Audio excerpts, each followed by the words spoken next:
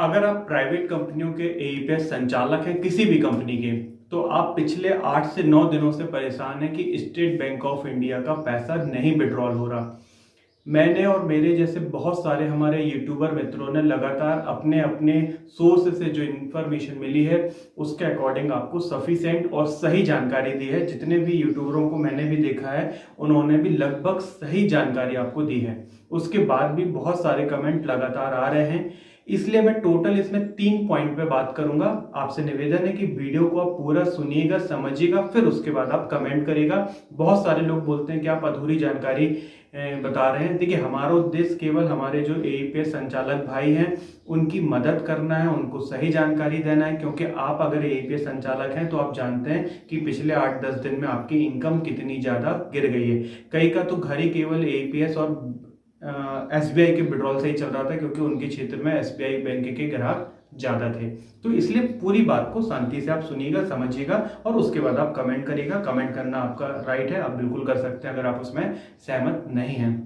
दोस्तों, आप देख रहे होंगे कि बहुत सारे यूट्यूबर तो लगातार इस पर वीडियो बना रहे हैं, लेकिन मैं लगभग 6 दिन बाद ये वीडियो बना रहा हूँ, क्योंकि इस दौरान मैंने अपने जितने परिचय के एसबीआई बैंक का स्टाफ था, क्योंकि मेरा खुद का एसबीआई में खाता है, तो मैंने जो स्टाफ परिचित के हो जाते हैं उनसे जानकारी निकालने की कोशिश करी।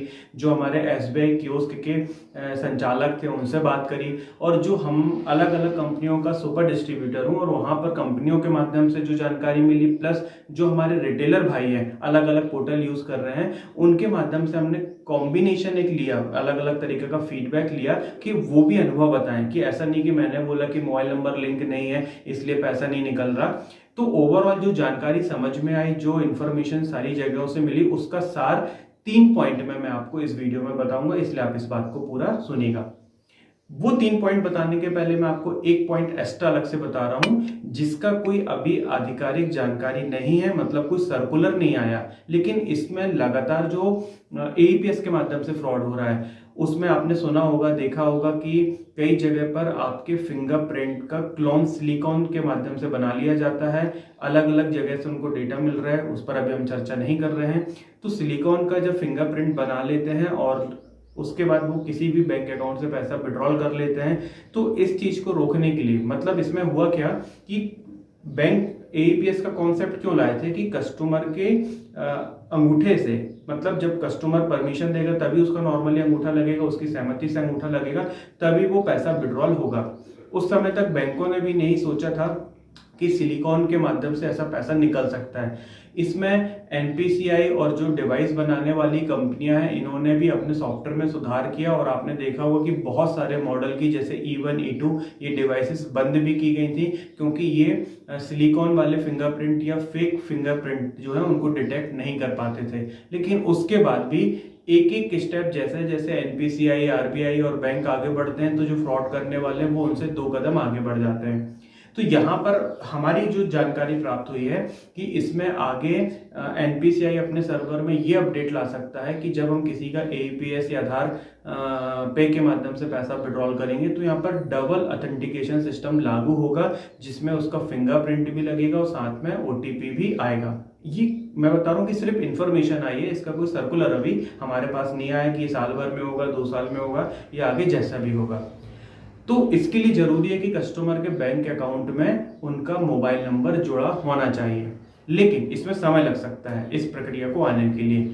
अभी यहाँ पर समस्या क्या होती है कि बहुत सारे कस्टमर ऐसे होते हैं जहां पर वो कोई कियोस्क पॉइंट पर पैसा निकालने जाते हैं, उनके खाते में 1200 रुपए हैं, सामने वाले एजेंट ने उनको बोला कि आपके खाते में 1000 रुपए है, पेट्रोल वो 1200 का करके उनको 1000 रुपए पकड़ा देते हैं, 200 रुपए की चोरी कर लेते हैं। तो इस प्रकार की जब शिकायतें आ रही हैं तो कस्टमर को एक्चुअली पता नहीं लग पाता कि उनका एग्जैक्ट विड्रॉल कितना हुआ है। तो बैंक यहाँ पर ये चाह रहा है कि हर कस्टमर के खाते में उसका मोबाइल नंबर लिंक हो। तो जिनका मोबाइल नंबर लिंक नहीं है उनका पैसा विड्रॉल नहीं हो रहा, ये पहला पॉइंट है। दूसरा पॉइंट है, बहुत सारे दर्शकों ने कमेंट किया कि सर हमारा तो मोबाइल नंबर लिंक है लेकिन तब भी हमारा पैसा विड्रॉल नहीं हो रहा। तो इस पर जब हमने एसबीआई के स्टाफ से बात किया तो उन्होंने बताया कि बहुत सारे खाते ऐसे हैं जो एक ही परिवार से संबंधित है और वहां पर एक मोबाइल नंबर 2 या 2 से ज्यादा खातों में लग गया है, तो भी ऐसे खातों को वो विड्रॉल करने की परमिशन नहीं दे रहे हैं। तो यदि आपका भी खाता ऐसा है जिसमें मोबाइल जोड़ा है लेकिन अगर विड्रॉल नहीं हो पा रहा है, 59 नंबर की एरर आ रही है, इसका मतलब यही है कि कहीं ना कहीं आपका जो मोबाइल नंबर 2 या 2 से ज्यादा खातों में लग गया है। और इसके बाद तीसरी कंडीशन ये सामने नजर आ रही है कि मान लीजिए एक ही खाते में आपका जुड़ा हुआ है, तो यदि आपकी केवाईसी कंप्लीट नहीं हुई है, ये खाता 3 साल 4 साल हो गए हैं और आप लंबे समय से अपने कियोस्क में या ब्रांच में विजिट नहीं किए हैं, तो भी ऐसी कंडीशन में बैंक उसको चाह रही है कि आप केवाईसी करें। कियोस्क की केवाईसी कैसे होती है आप सभी लोग जानते होंगे, ये ब्रांच लेवल पे आप करा सकते हैं। तो मेनली ये 3 पॉइंट यहाँ पर अभी सामने आए हैं। अब बात आती है कि कई लोग बोलेंगे कि सर हमारा तो धंधा खत्म हो गया। मुझे ऐसा नहीं लगता कि अभी धंधा खत्म हुआ है। उसका कारण आप समझिए, एसबीआई का ग्राहक आपके पास क्यों आ रहा था? क्योंकि वो आपके पास का था, मतलब आपके पास आ रहा था, वो आपसे ज्यादा दूर उसका घर नहीं था। एसबीआई ब्रांच उसको दूर पड़ रहा था, एसबीआई का कियोस्क हो सकता है उसको दूर पड़ रहा हो। आपके पास वो सिर्फ इसलिए आ रहा था कि आप उसके विश्वास पात्र थे, पैसा भी वो देने तैयार था जो भी आप उनसे चार्ज ले रहे थे, सिर्फ पास के कारण कि आप उसको 24 घंटे में कभी भी आपके गाँव का जब आपके पास वो आएगा आप उसको पैसा दे देंगे। अब मजबूरी में उसको ब्रांच या कियोस्क जाना पड़ेगा तो आपका बिजनेस कम हो जाएगा, लेकिन यहां पर आप मदद कर सकते हैं उनकी ब्रांच में उनका मोबाइल नंबर लिंक कराने में। और आपको बहुत बड़ा कोई काम यहां पर नहीं करना है, एक सिंपल एप्लीकेशन का फॉर्मेट होता है जो कि मैं इस वीडियो में नहीं बता रहा हूं, अगला नेक्स्ट वीडियो में मैं उसको बताऊंगा। वो आप तैयार कर लीजिए। कस्टमर को आधार कार्ड, अगर पैन कार्ड है तो पैन कार्ड की फोटोकॉपी, आधार कार्ड की फोटोकॉपी, और वो फॉर्म भरवा के सील साइन करवा के उनको जमा करवा दीजिए, क्योंकि ग्राहक से सामान्यतः फॉर्म भरते नहीं बनता है।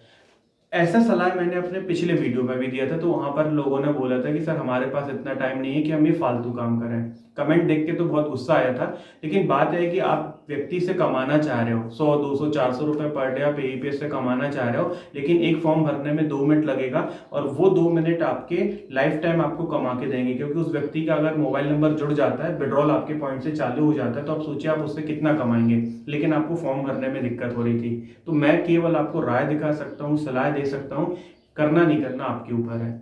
तो यही 3 बातें हैं जिसके कारण से एसबीआई का पैसा नहीं निकल रहा है। दूसरा, यदि आप रॉन्ग प्रैक्टिस अभी भी कर रहे हैं कि आप कस्टमर की जानकारी के बिना उससे ज्यादा पैसा निकाल रहे हैं, तो प्लीज ऐसा मत करिए। ऑलरेडी एईपीएस को बहुत नुकसान हो चुका है। Bank of Baroda, central bank of India का उदाहरण आपके सामने है। डिपॉजिट पहले चालू था, बंद हुआ, अभी कुछ लोगों ने चालू किया, कुछ कंपनियों ने, लेकिन वो प्रॉपर नहीं हो रहा। ऐसे कई एक्टिविटी हैं। और अभी भी मैं पिछले वीडियो में भी आपको बता चुका हूं कि केवल बैंक के विड्रॉल बंद कर देने से कुछ नहीं हो रहा है। अभी आपका बिजनेस बंद करने की तैयारी एक और चल रही है, आईआईबीएफ का एग्जाम। यदि आप लोग सोच रहे हैं कि हम बिना आईआईबीएफ के ऐसे ही कियोस्क आईडी चलाते रहेंगे, प्राइवेट पोर्टल चलाते रहेंगे, तो ये भविष्य में संभव नहीं हो पाएगा। अगले फाइनेंशियल ईयर के पहले आपको ये कंप्लीट कर लेना है। जो लोग नहीं कर रहे हैं वो कर लें, क्योंकि मान लीजिए आज बीओबी चालू हो जाए, सेंट्रल बैंक ऑफ इंडिया चालू हो जाए, एसबीआई चालू हो जाए, लेकिन जब कंपनी आपसे आईआईबीएफ का सर्टिफिकेशन मांगेगी और आप वो कंप्लीट नहीं कर पाओगे, तो भी आपकी आईडी तो ऐसे ही ब्लॉक हो जाएगी।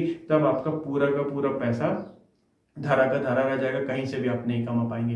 अच्छा लगे अगर मेरी सलाह तो इस वीडियो को लाइक करें, चैनल पर अगर आप पहली बार आए हैं तो सब्सक्राइब करें, नोटिफिकेशन बेल आइकन दबाना मत भूलिएगा, ताकि जब भी मैं इस प्रकार के कोई नए वीडियो लेके आता हूं तो उसकी जानकारी, उसका नोटिफिकेशन आपको पहुंच जाए और वो वीडियो आपको देखने को मिल जाए। वीडियो देखने के लिए बहुत बहुत धन्यवाद दोस्तों। आपका दिन शुभ हो। वंदे मातरम। जय हिंद।